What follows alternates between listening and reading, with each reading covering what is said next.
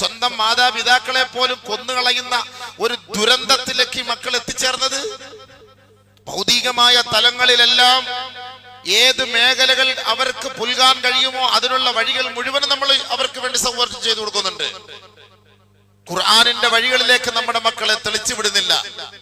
ഒരു ഹാഫിളായ ഒരു കുട്ടി ഏതെങ്കിലും വാപ്പാടെ തലയടിച്ചു കൊന്നതായിട്ടോ, അല്ലെങ്കിൽ ഒരു ഹാഫിളായ കുട്ടി ആത്മഹത്യ ചെയ്തതായിട്ടോ, ഒരു ഹാഫിളായ കുട്ടി തന്റെ ഉമ്മയെ കഴുത്തറുത്ത് കൊന്നതായിട്ടോ നമുക്ക് എവിടെയെങ്കിലും കാണാൻ കഴിയോ?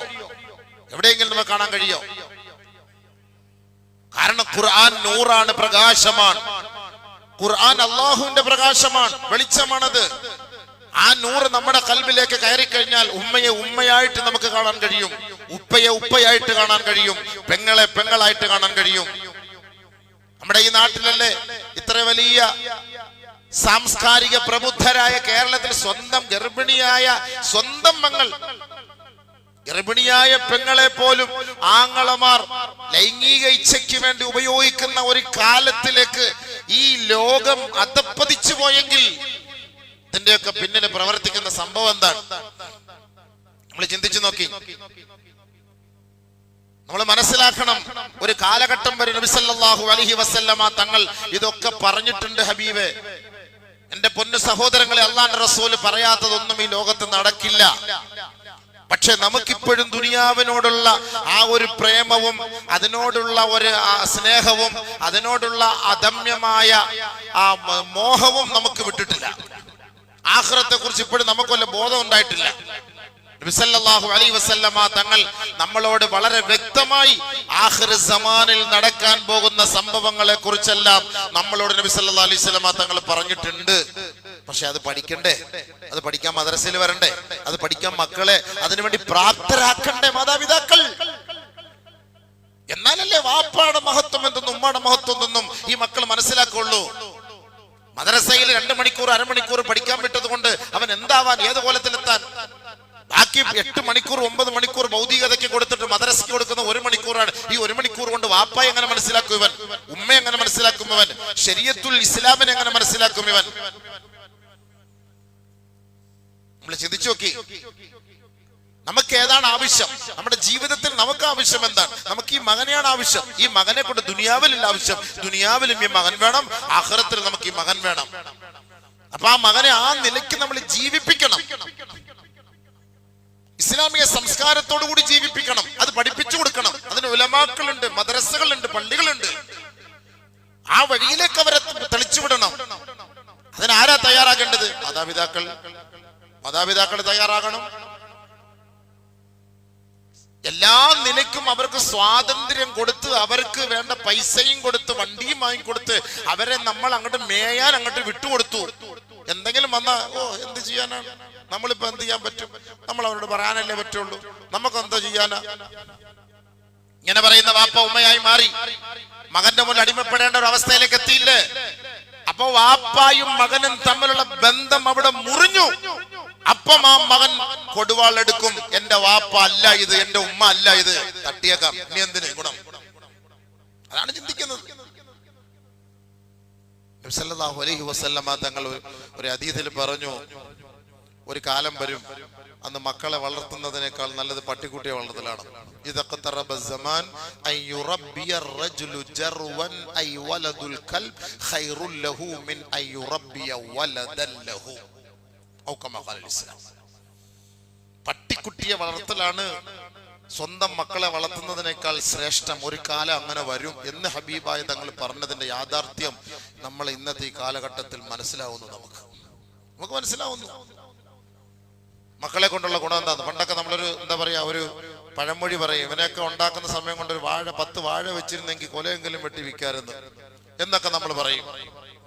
ഒരു തമാശക്കെങ്കിലും ഈ മക്കളുടെ കുരുത്തക്കേട് കാണുമ്പോൾ പറയുന്നത് പോലെ ഇപ്പൊ അത് യാഥാർത്ഥ്യമല്ലേ? ഇപ്പൊ അത് യാഥാർത്ഥ്യമായില്ലേ? നബി സല്ലല്ലാഹു അലൈഹി വസല്ലം കാന യുഹദ്ദിസു റസൂലുള്ളാഹി സല്ലല്ലാഹു അലൈഹി വസല്ലം അന്ന ബൈന യദൈ സാഅ, ലോകാവസാനത്തോടുകൂടി സംഭവിക്കാൻ പോകുന്ന കാര്യങ്ങളിൽ പെട്ടതാണ് അൽ ഹറജ്. അൽ ഹറജ്, കൊല അധികരിക്കും. നബിയുനാ ശഫീഉനാ റസൂലുള്ളാഹി, അതാണ് റസൂൽ സല്ലല്ലാഹു അലൈഹി വസല്ലമ തങ്ങൾ പറഞ്ഞു, കൊല അധികരിക്കുന്ന ഒരു കാലഘട്ടം വരും. ഖാലു വമൽ ഹറജു യാ റസൂലല്ലാഹ്. അല്ലാഹുവിന്റെ റസൂൽ സല്ലല്ലാഹു അലൈഹി വസല്ലമ തങ്ങളോട് സ്വഹാബത്ത് ചോദിച്ചു, എന്താണ് ഹറജ് നബിയെ? ഖാല റസൂലുള്ളാഹി സ്വല്ലല്ലാഹു അലൈഹി വസല്ലം, അല്ലാഹുവിന്റെ റസൂൽ മറുപടി പറഞ്ഞു, അൽ ഖത്ൽ വൽ കദിബ്, കളവും കൊലയും അധികരിക്കും. ഈ രണ്ട് കാര്യമാണ് നബി സല്ലല്ലാഹു അലൈഹി വസല്ലം തങ്ങൾ ഊന്നി പറഞ്ഞത്. ആഖിർ സമാൻ, ലോകാവസാനത്തിന്റെ അടയാളം എന്ന നിലയിൽ ആഖിർ സമാൻ, ഈ ലോകത്തിന്റെ അവസാനത്തിന്റെ അടയാളങ്ങളാണ് നിങ്ങൾ കാണാൻ പോകുന്നത്. ഒന്ന് അൽ ഖത്ൽ, കൊല അധികരിക്കും. രണ്ട് അൽ കദിബ്, കളവ് അധികരിക്കും. കാല ഉടനെ സഹാബാക്കൾ ചോദിച്ചു, അക്സറു മിമ്മാ നഖ്തുലുൽ ആൻ, ഇന്ന് നമ്മൾ കൊല്ലപ്പെടുന്നത് പോലെ, അതായത് ആ കാലഘട്ടത്തിൽ ഈമാനും ഷിർക്കും തമ്മിലുള്ള യുദ്ധം, സമരത്തിൽ കൊല്ലപ്പെടുമല്ലോ ധാരാളം ആളുകൾ, ഇരുഭാഗത്തു നിന്നും കൊല്ലപ്പെടും. അപ്പൊ ഇതിനേക്കാളും കൊല അധികരിക്കുമോ നബിയെ? നബി ഉദ്ദേശിച്ചത് അതാണോ എന്ന് സ്വഹാബത്ത് ചോദിക്കുകയാണ്. ആ കാലഘട്ടത്തിൽ കൊല്ലപ്പെടുന്നതിനേക്കാളും അധികരിക്കുന്ന കൊലയായിരിക്കുമോ ആ കാലഘട്ടത്തിൽ എന്ന് ഹബീബായ റസൂലുള്ളാഹി സ്വല്ലല്ലാഹു അലൈഹി വസല്ലമ തങ്ങൾ സഹാബാക്കളോട് ചോദിക്കുകയാണ്. ജിജ്ഞാസയാണ്. ഇന്നിപ്പോ ഇവിടെ ശത്രുക്കളുമായിട്ട് അവർ ഏറ്റുമുട്ടാണ്. അവിടെ സഹാബാക്കൾ തമ്മിൽ ഈമാനും കുഫറും തമ്മിലുള്ള സംഘടനമാണത്. ധർമ്മവും അധർമ്മവും തമ്മിലുള്ള സംഘടനമാണത്. അതിൽ നിന്ന് ധാരാളം പേര് വധിക്കപ്പെടും, കൊല്ലപ്പെടും, ഷഹീദാക്കപ്പെടും. അതേപോലെ ഒരു കാലഘട്ടമാണോ ആദരവായ റസൂലുള്ളാഹി സ്വല്ലല്ലാഹു അലൈഹി വസല്ലമ തങ്ങൾ ഉദ്ദേശിച്ചത് എന്ന് നബിയുന റസൂലുള്ളാഹി തങ്ങളോട് സഹാബാക്കൾ ചോദിച്ചു. നബി സല്ലല്ലാഹു അലൈഹി വസല്ലമ തങ്ങൾ അപ്പോൾ മറുപടി പറഞ്ഞു, അതല്ല, അതല്ല. അന്നത്തെ കാലഘട്ടത്തിൽ അത് സത്യവും അസത്യവും നിലനിൽക്കാൻ വേണ്ടിയുള്ള സമരമായിരുന്നു. പക്ഷെ ഇനി വരാൻ പോകുന്നത് ഹത്താ യഖ്തുല റജുലു, ഹത്താ യഖ്തുല റജുലു ജാറഹു. എത്രത്തോളം എന്ന് വെച്ചാൽ ഒരാൾ തന്റെ അയൽവക്കക്കാരനെ കൊന്നുകളയും. വയഖ്തുല അഖാഹു, അവന്റെ സ്വന്തം സഹോദരനെ കൊന്നുകളയും. വയഖ്തുല അമ്മഹു, അവന്റെ പിതൃവ്യനെ കൊന്നുകളയും. വയഖ്തുല ഇബ്ന അമ്മിഹി, അവന്റെ പിതൃവ്യന്റെ മക്കളെ കൊന്നുകളയും. ആദരവായ റസൂലുള്ളാഹി സ്വല്ലല്ലാഹു അലൈഹി വസല്ലമ തങ്ങൾ ഇത് പറഞ്ഞപ്പോ ഖാലു, സഹാബത്ത് പറഞ്ഞു, സുബ്ഹാനല്ലാഹ്, എന്താ നബിയെ, ഉപ്പയെ കൊല്ലുമെന്നോ ഉമ്മയെ കൊല്ലുമെന്നോ സ്വന്തം സഹോദരനെ കൊല്ലുമെന്നോ അയൽവക്കക്കാരനെ കൊല്ലുമെന്നോ? ഖാല റസൂലുള്ളാഹി സ്വല്ലല്ലാഹു അലൈഹി വസല്ലം, അതെ അതെ. സഹാബാക്കൾക്ക് അത്ഭുതം. സ്വന്തം പിതാവിനെ കൊല്ലുക എന്ന് പറഞ്ഞാൽ, മാതാവിനെ കൊല്ലുക എന്ന് പറഞ്ഞാൽ, ആങ്ങളയെ കൊല്ലുക എന്ന് പറഞ്ഞാൽ, പെങ്ങളെ കൊല്ലുക എന്ന് പറഞ്ഞാൽ, അയൽവക്കക്കാരനെ കൊല്ലുക എന്ന് പറഞ്ഞാൽ, കൂട്ടുകാരനെ കൊല്ലുക എന്ന് പറഞ്ഞാൽ സഹാബത്തിന് അത്ഭുതമല്ലേ? സുബ്ഹാനല്ലാഹ്, അങ്ങനെ സംഭവിക്കുമോ? നബി സല്ലല്ലാഹു അലൈഹി വസല്ലമ തങ്ങൾ പറഞ്ഞു, അതെ സംഭവിക്കും, ലോകാവസാനത്തിനാണല്ലോ സംഭവിക്കും. അപ്പൊ സഹാബത്ത് ചോദിച്ചു, വമഅനാ ഉഖൂലുന, ബുദ്ധി ഇല്ലാത്തത് കൊണ്ടായിരിക്കാമില്ലേ? അതുകൊണ്ടല്ലേ ലക്ഷ്യം എന്താണ്? അവന്റെ ലക്ഷ്യം എന്താണ്? എന്തിനാണ് അങ്ങനെ ചെയ്യുന്നത്? അപ്പൊ ബുദ്ധി പ്രശ്നമാണോ? ഖാല റസൂലുള്ളാഹി സ്വല്ലല്ലാഹു അലൈഹി വസല്ലമ തങ്ങൾ പറഞ്ഞില്ല, അവന്റെ ബുദ്ധിയുടെ പ്രശ്നമല്ല, അവന്റെ ബുദ്ധിയൊക്കെ പോയി, നഷ്ടപ്പെട്ടു പോയി. അല്ലാഹു റസൂൽ സല്ലല്ലാഹു അലൈഹി വസല്ലമ തങ്ങൾ പറഞ്ഞു, അവന്റെ ബുദ്ധി ആ കാലഘട്ടത്തിൽ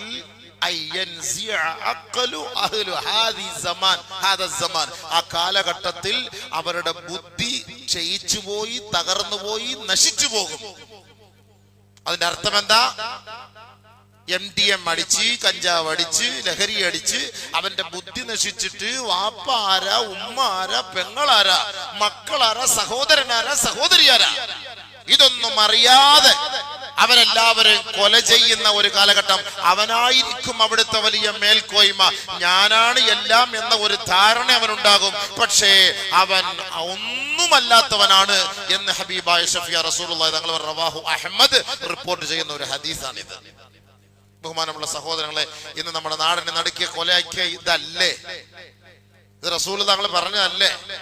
ഇപ്പൊ ഈ റസൂൽ എണ്ണി എണ്ണി പറഞ്ഞ ആളുകളെ തന്നെയല്ലേ കൊന്നത്?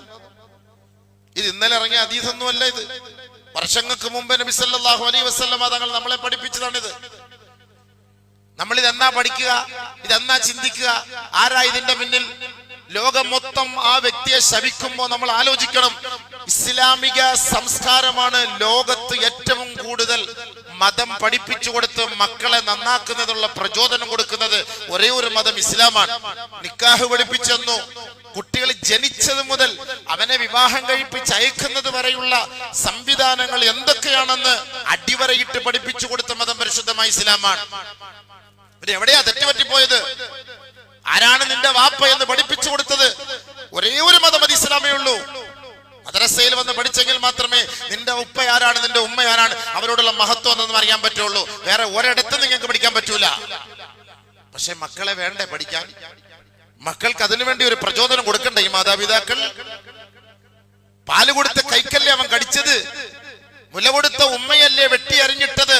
നമ്മൾ ചിന്തിച്ചു നോക്കണം, ഈ ഉമ്മയോടുള്ള മഹത്വം എന്താ? അല്ലാഹു സുബ്ഹാനഹു വ തആല ഉമ്മയുടെ മഹത്വം വളരെ ഹൈലൈറ്റ് ചെയ്ത് പരിശുദ്ധമായ ഖുർആനിൽ പറയുന്നു. ഉപ്പയേക്കാൾ വളരെ മഹത്വം.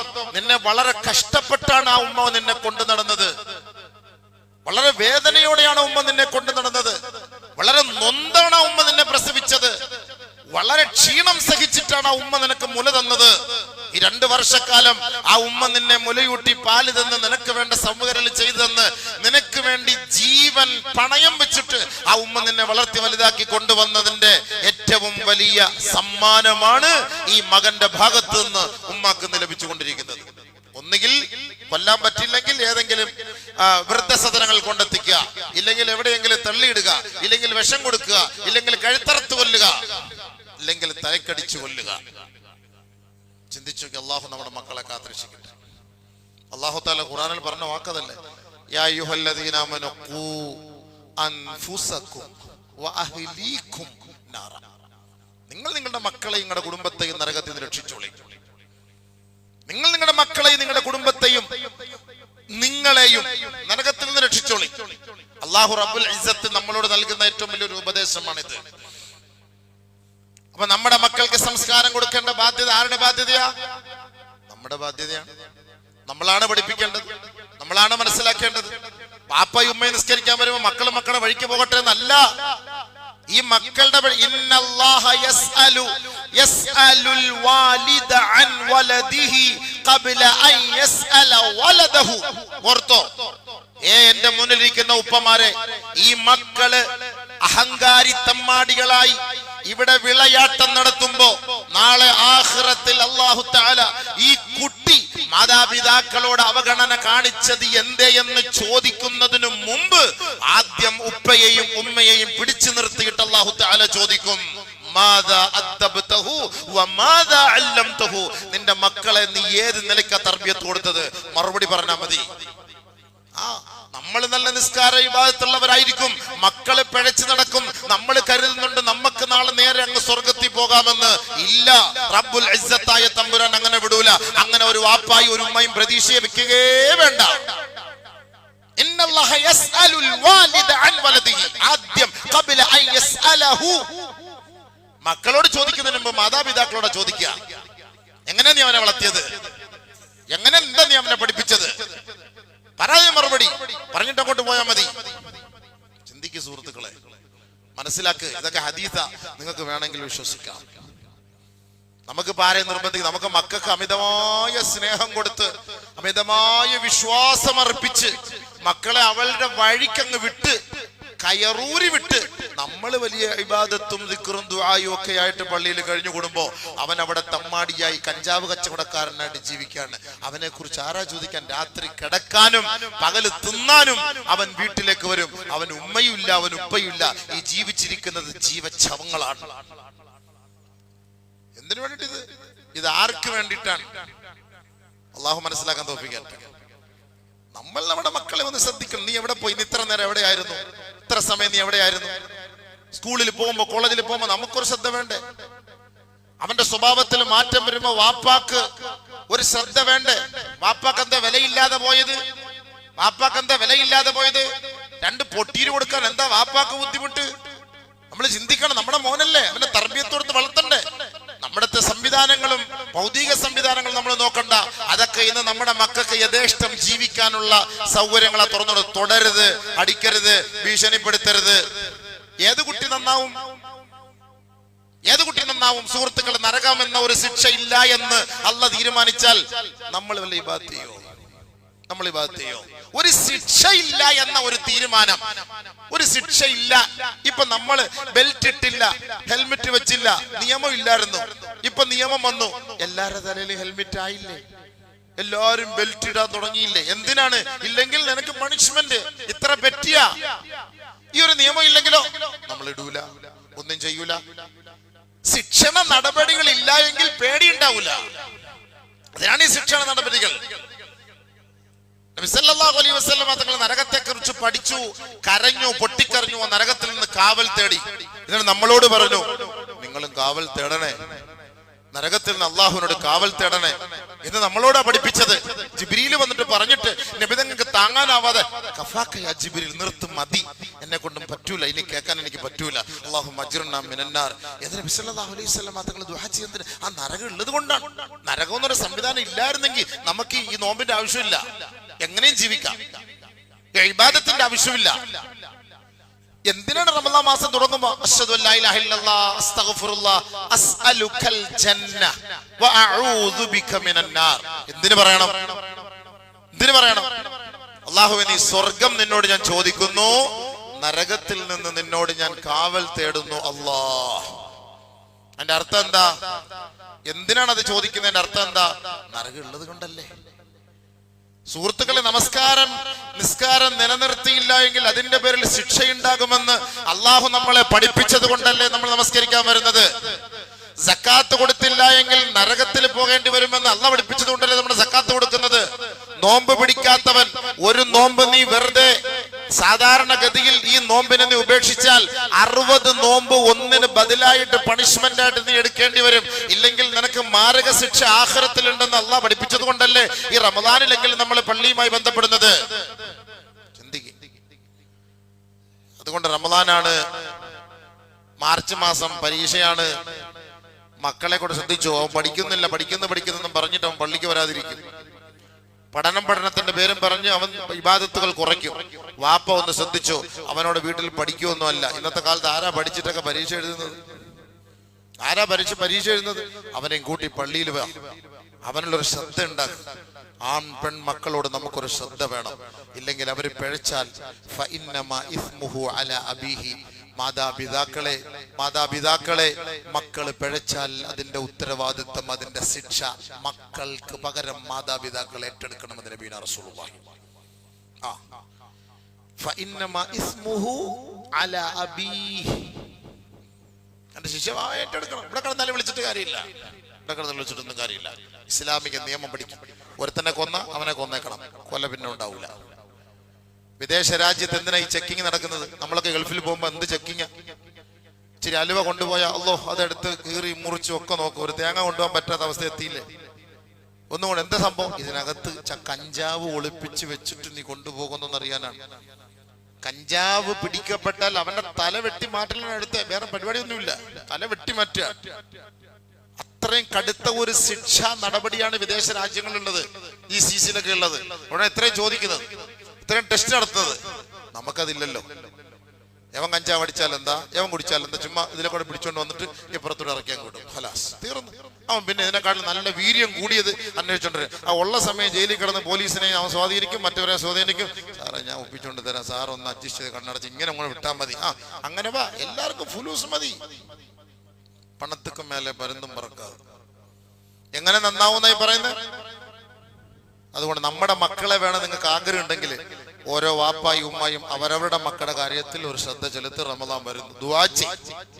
അല്ലാഹു ഞങ്ങളുടെ മക്കളെയൊക്കെ നീ നന്നാക്കി തരണേ. ഇവിടെ ദുആ ചെയ്യ്, മനസ്സിലാക്കി ദുആ ചെയ്യ്, ആത്മാർത്ഥമായിട്ട് ദുആ ചെയ്യ്, പൊട്ടിക്കറിഞ്ഞ് ദുആ ചെയ്യ്, മക്കൾക്ക് വേണ്ടി ദുആ ചെയ്യ്, എല്ലാപോലെ ദുആ ചെയ്യ്. അല്ലാഹു നന്നാക്കി തരും, ഉറപ്പാണ്, ഇൻഷാ അല്ലാഹ്. അതുകൊണ്ട് റമദാൻ മാസത്തിൽ ഖുർആൻ നിങ്ങൾ അധികരിപ്പിക്കുകയും മക്കളോടും ഖുർആൻ ഓതാൻ പറയും. ഒരു ഖത്തമെങ്കിലും കുറഞ്ഞത് തീർക്കണം. അറിയില്ല എന്ന് പറയരുത്. സുബഹി നിസ്കാരം കഴിഞ്ഞ് 2 പേപ്പർ, ളുഹർ നിസ്കാരം കഴിഞ്ഞ് 2 പേപ്പർ, അസർ നിസ്കാരം കഴിഞ്ഞ് 2 പേപ്പർ, മഗ്രിബ് നമസ്കാരം കഴിഞ്ഞ് 2 പേപ്പർ, ഇശാ നമസ്കാരം കഴിഞ്ഞ് 2 പേപ്പർ. 10 പേപ്പറാണ് ഒരു ജുസു. ഈസിയാണ്, 30 ദിവസം കൊണ്ട് 30 ജുസു ഓതി തീർക്കാം. ഒരു നിയത്ത് വെച്ചോളി. നാളെ ആഖിറത്തിൽ എത്തുമ്പോൾ നമ്മൾ അള്ളാഹുവിന്റെ അടുക്കൽ ഖുർആൻ പഠിച്ചവനോ തിരിഞ്ഞുപോലും നോക്കിയിട്ടില്ല അള്ളാഹ്, ഇഷ്ടം പോലെ അട്ടിയടിക്ക് വെച്ചിട്ടുണ്ട്, തിരിഞ്ഞുപോലും നോക്കിയിട്ടില്ല അള്ളാഹ് എന്ന് പറയിപ്പിക്കരുത്. അതുകൊണ്ട് ഖുർആൻ എല്ലാവരും ഓതി. പിന്നെ ആവശ്യമില്ലാത്ത സംസാരങ്ങൾ ഒഴിവാക്കണം. റമദാൻ മാസമാണ്, ഒരു മാസമെങ്കിൽ നമ്മൾ എല്ലാ പ്രാവശ്യവും പറയുന്ന സൂക്ഷിച്ചാൽ അവരവർക്ക് നല്ലത്. നബി സല്ലല്ലാഹു അലൈഹി വസല്ലമ തങ്ങൾ പറഞ്ഞു, വെറുതെ നോമ്പ് പിടിച്ചിട്ട് കാര്യമില്ല, പട്ടിണി കിടന്നിട്ട് കാര്യമില്ല. അവന്റെ വായി നോമ്പാകണം, നാവ് നോമ്പാകണം, കണ്ണ് നോമ്പാകണം, കാത് നോമ്പാകണം, വയറ് നോമ്പാകണം. ഇതാ നോമ്പ്. ഈ ചൂടത്ത്, കൊടും ചൂടത്ത് നോമ്പ് പിടിച്ച് തുപ്പലൊക്കെ വറ്റി വരണ്ട് വായിലൂടെ സ്മെല്ലടിച്ച് നമ്മളൊരു 4 മണി 5 മണി ആവുമ്പം വെറുതെ സംസാരങ്ങളും അനാവശ്യ സംസാരങ്ങളും ഒക്കെ നടത്തി ആ രാവിലെ മുതൽ അത്രയും സമയം കാത്തു സൂക്ഷിച്ച നമ്മുടെ എല്ലാ പവിത്രതകളെയും നമ്മൾ നശിപ്പിച്ചു കളയും ഒരു ചെറിയ സംസാരത്തിലൂടെ. അത് സൂക്ഷിക്കുന്നത് നല്ലതാണ്. അതുകൊണ്ടാണ് ആരെങ്കിലും ഒരാൾ നിന്നെ ചീത്ത വിളിച്ചാൽ നീ പറയണം, ഇന്നി സായിമുൻ, ഞാൻ നോമ്പുകാരനാണ്. ഖലാസ്, മറുപടി പറയാൻ പോകണ്ടെന്ന് അതിന്റെ അർത്ഥം. നിന്നെ അടിച്ചാൽ ഇന്നി സായിമുൻ, ഞാൻ നോമ്പുകാരനാണ്. ഖലാസ്. ഏറ്റവും കൂടുതൽ പ്രഷർ കൂടുന്നത് നോമ്പിനാണ്. അതുകൊണ്ടാണ് റമദാൻ മാസത്തിൽ നമ്മൾ ഏറ്റവും കൂടുതൽ സബറാക്കണം എന്ന് പറയുന്നത്. ആ സബറിന്റെ പ്രതിഫലം സ്വർഗം. 29 നോമ്പും സൂക്ഷിക്കും, 30ാമത്തെ ദിവസം ചൂടാവും, വയലന്റായി. ഇത് 29 നോമ്പ് ഡിലീറ്റ് ആയി പോകും. അതുകൊണ്ട് സൂക്ഷിക്കണം. ഇൻഷാ അല്ലാഹ് എല്ലാവരും റമദാനിൽ സൂക്ഷിക്കും. പിന്നെ കഴിവതും നമ്മൾ സദഖകൾ ചെയ്യണം. കുടുംബക്കാരെ പോയി കാണണം. ഈത്തപ്പഴമൊക്കെ മേടിച്ച് കുടുംബക്കാർക്കെല്ലാം കൊണ്ട് കൊടുക്ക്. എല്ലാവരെയും ഒന്ന് കണ്ടൊരു സന്തോഷിച്ച് അവർക്കൊക്കെ ഒരു ചെറിയ ഹദിയകളൊക്കെ കൊടുത്ത് ഒരു സലാമൊക്കെ പറഞ്ഞ്, ഉമ്മ, മാമി, മച്ചാപ്പ, മൂത്താപ്പ, അണ്ണേ, തമ്പി, റമദാൻ മാസമൊക്കെ വരുമല്ലോ, ഇൻഷാ അല്ലാഹ് നിങ്ങൾ ദുആ ചെയ്യണേ, ആത്മാർത്ഥമായി ദുആ എടുക്കണേ എന്നൊക്കെ പറഞ്ഞ് അവർക്ക് വേണ്ടി ആത്മാർത്ഥമായി ദുആ എടുക്കുക. അവരെ കൊണ്ട് ദുആ ചെയ്യിപ്പിക്കും.